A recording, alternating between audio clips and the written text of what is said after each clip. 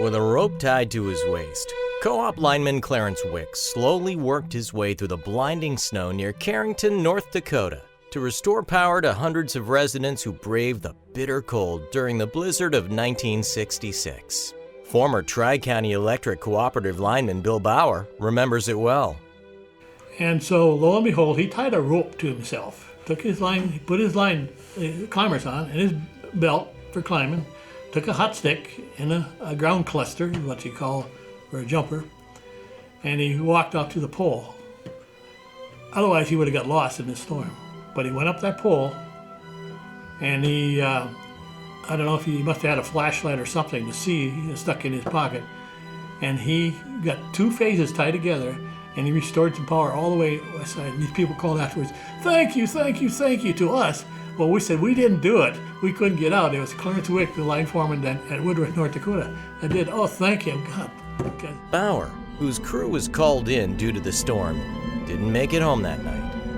He and his crew members spent the night in the local elevator near Edmonds, south of Carrington. As the night lingered on, so did their hunger, and soon their stomachs overruled their heads.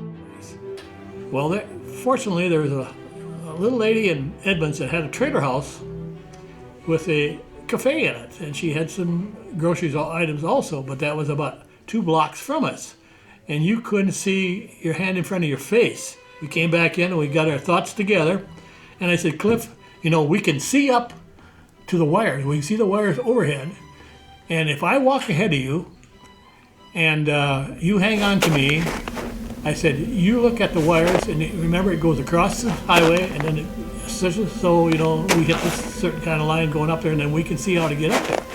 "Okay, we'll try it." We got up to the door and kicked the door open and got into the shed, and then we walked in there, and we had hamburgers and all kinds of food and this and that, and we took some stuff back to the elevator with us, and after that, a deck of cards so we could entertain ourselves. With its 70 to 100 mile per hour winds and several feet of snow, the storm had taken its toll. Sadly, 5 North Dakotans lost their lives, and many farmers faced devastating livestock losses in the thousands. That's when the consumers came together to help us restore this power. I mean, they're so dedicated to when we'd call and say, "We need your help," and they'd be there. As is common with cooperative efforts, members and employees work together to keep the power flowing through all kinds of weather.